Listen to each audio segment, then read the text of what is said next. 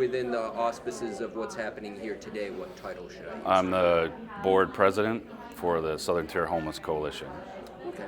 All right, so before we get into today's event, just describe the Southern Tier Homeless Coalition to me. Yep, so this is a 6-county region made up of all different agencies that do housing services or homeless services.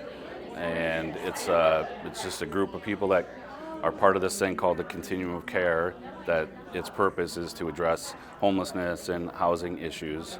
And it's a place for us to collaborate on that area, talk about what services we're all providing, and how we can all work together to try to create more housing and end homelessness, at least in our region. It covers Cortland, Broome, Tioga, Shenango County, Otsego County, and I'm missing one. Delaware. Okay. Yes.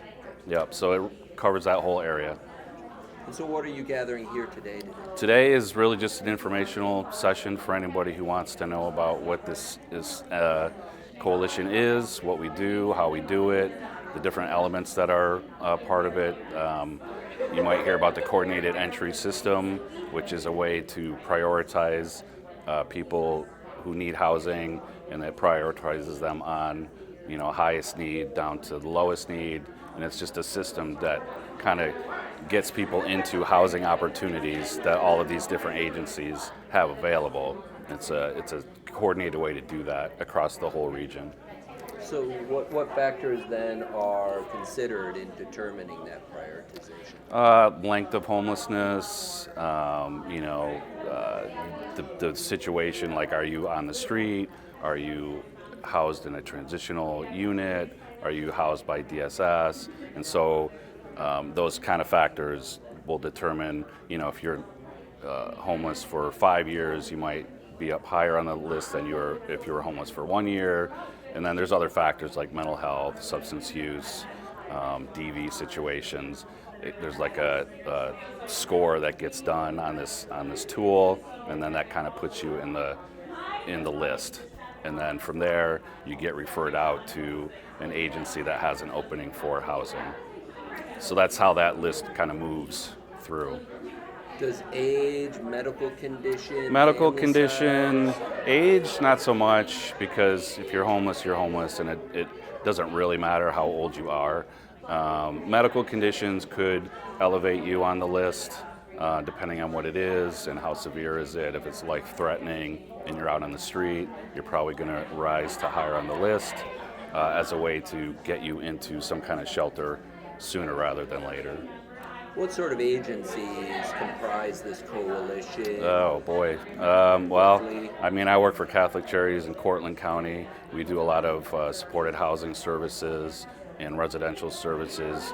You got the YWCA, DSSs in all of the counties participate, the city of Binghamton, a lot of different housing agencies and just local nonprofits that work kind of in this field of housing, homelessness, financial assistance, poverty type agencies.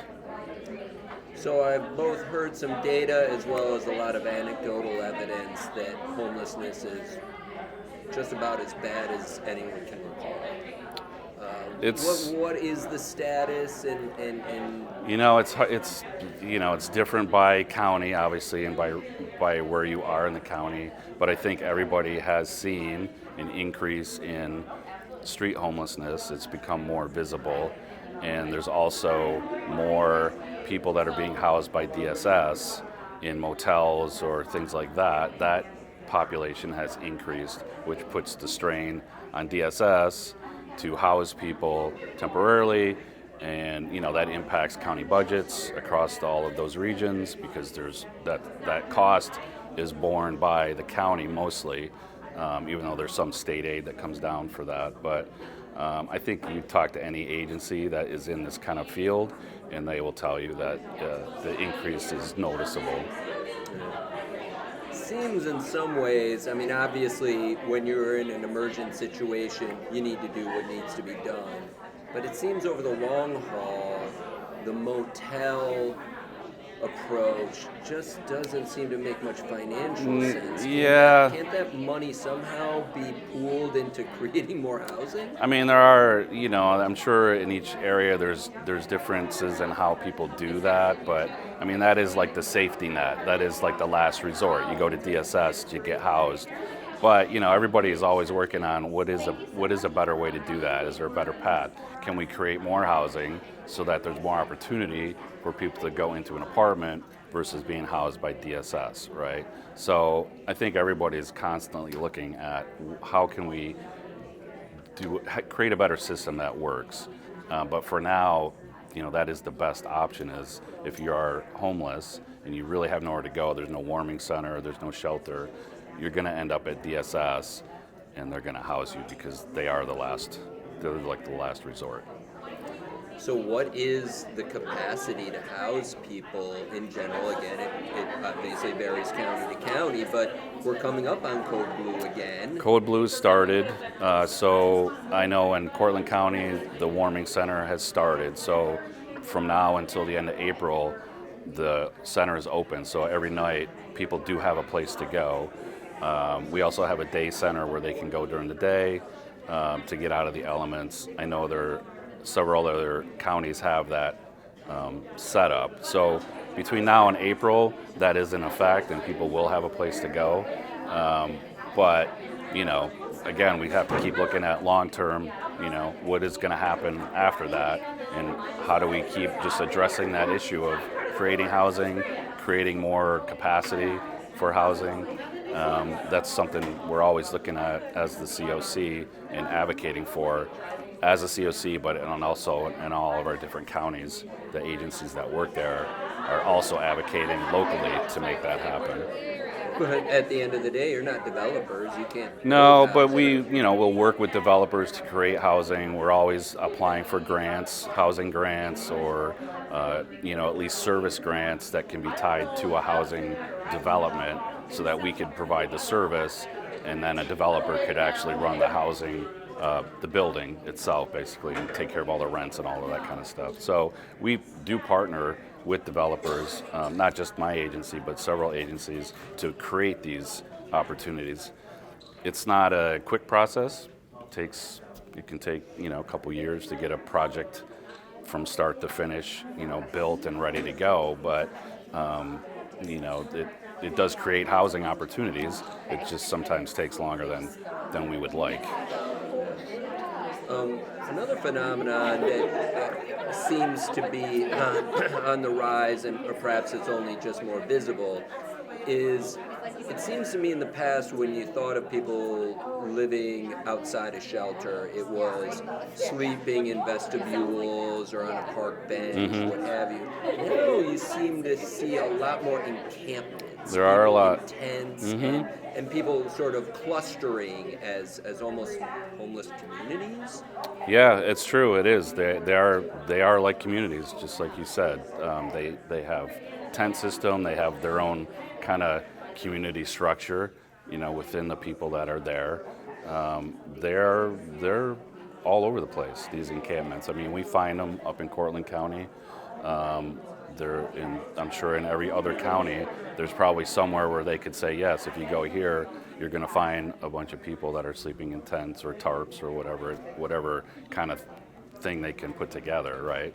So there's definitely, that's becoming more visible, I think. I think there's still the other issues where you see people just kind of on a bench or in the park. That still is there, but there are a lot more organized places that are popping up. And, we have people and teams that will go to those encampments and try to engage, try to, figure out what it is that they need to get to a housing opportunity. It could be they need an ID or they need something with DSS to get over that hurdle that then they can go and find an apartment. So there are teams that are out there working with people on the street to figure out what do they need and how can we help them get into housing if that's what they want. Some people, that's they don't want that, or they don't want it right now. Maybe 6 months later, they'll accept the service, but we just keep trying. Yeah, because it seems to me, I live on the river, and across the river on the bank, there's a series of tents that cropped up over the summer. Quite frankly, when the river rises in the spring, they won't be there anymore. Yeah, I'll tell you that's that. yeah, I could imagine. I don't know much about Broome because I don't live down here, and I don't know the community all that well. But I have heard of the encampments popping up. There is a program called SOS, Safe Option Support Outreach, and that is what they do. They do street outreach to unsheltered homeless in Broome, Shenango, and Otsego County. So anybody who wants to make a referral to that team can make a referral, and they'll go out to the encampment or wherever they find somebody and engage with them and try to figure out what do they need and how can we get them housed. So there are services out there, just making sure people are aware of it and how to make those connections. But as far as the encampments, I mean, it's just a complicated issue. It really is. Oh, I know. So I mean, we are a free country. yeah. And so oftentimes people are of that mindset. Problem is, and again, I'm getting way into more detail Yeah, than I'll ever yeah. get into in my piece. I'm not but an expert. obviously it's something that, that concerns me as a member of this community. A lot of these encampments are quite frankly just unsafe, whether the people realize it or not. So whether it's my example of the river rising, or often they're utilizing bonfires, and I think we all know right now Right. what the threat of burning is. Or there's a notable one in the village of Owego, which it turns out is on toxic Yes. property. Yep. It's always hard to be more concerned for someone than they're concerned for their own well-being. Yeah. But, these are some really challenging situations beyond just the fact that you're living in a tent. Right, they are, and I know the one in Owego, they were able to relocate everybody from that location to different areas off of that basically that soil, that ground. They went in and moved the encampment, so that got resolved in that regard. Didn't resolve, not everybody went into housing or is housed, but they are probably more safe than they were living on that property, right? Again, it's complicated. You're dealing with people who may or may not want your help and may not understand that what they're doing is unsafe or not. So that's where the engagement comes in and the outreach to try to get them to trust you and understand, you're there to help them, and here's what I can do for you. And oh, by the way, when you do this, it may not be the best choice for you to do that because it could put you in a bad situation. Maybe try this, right? And take little steps to get them out of that unsafe situation. For providing supplies, first aid kits, blankets, things that are going to increase their safety. At the same time that you're trying to work with them for maybe a longer term solution to that problem. But it's very complicated. And when you're dealing with people that are, have substance use issues or mental health issues, it just is, just makes it even harder to get over that hump. Or people in conjunction with those issues who have either been banned from or are unwilling to comply with the rules of the various shelters. Yeah, that happens. They get sanctioned from DSS for various reasons, or they've burned their bridges with every landlord in town, and so you've got that hurdle to get through. So yes, there are definitely situations like that. I think there are probably more instances where that's not the case, and so you have an opportunity to really make a difference. But those ones are challenging when they're sanctioned from DSS. They have no income. The landlords are, they look at their name and they're like, well, no, I'm not giving them an apartment. It happens, and they have every right to. But those are the ones where then you're kind of trying to figure out, how do I think outside the box on this one and come up with a different plan, right? And do something that maybe isn't the final goal that you want to get to, but it's at least a step in that direction. It's the best you can do, really. Is there a role for the average public to play in addressing this terrible I problem? mean, I think talking to your city council, your county legislators to figure out what they're doing and how can they help.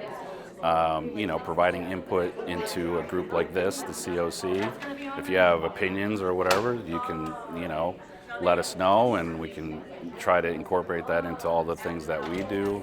I think it's just getting involved and understanding what is happening in your community. I think a lot of times there is a lot of stuff happening and people just don't know about it. So you kind of have to educate yourself a little bit about for your own self, but then, find out what your city's doing, find out what your county's doing, and advocate to them to do something different. Do you have funding you can put towards this that will help solve the problem? And if you're not doing it, why aren't you doing it? So education and advocacy is really, I think, what it comes down to. And, Is there specific contact information for someone looking to connect with your coalition and there is. We do have a website. I can probably Google it. Yeah, it's the Southern Tier Homeless Coalition. So there's a website, and it lists out all of the stuff that we do, how we do it. It's got our bylaws, our governing policies and procedures. So you would really get a good idea of like what is the COC, what is the Southern Tier Homeless Coalition is. It's an entity. The COC is. What does COC stand for? It's continuum of care. So it's just a designation. There's multiple ones across the state, and they're just a region where these agencies get together for that region and try to, combat this problem of housing and homelessness, right? So it's just a name for that group, basically. But you can see everything that we do. You can see all the agencies involved. You can see how they're funded, what kind of grants have they received for the services that they're providing. So that's a good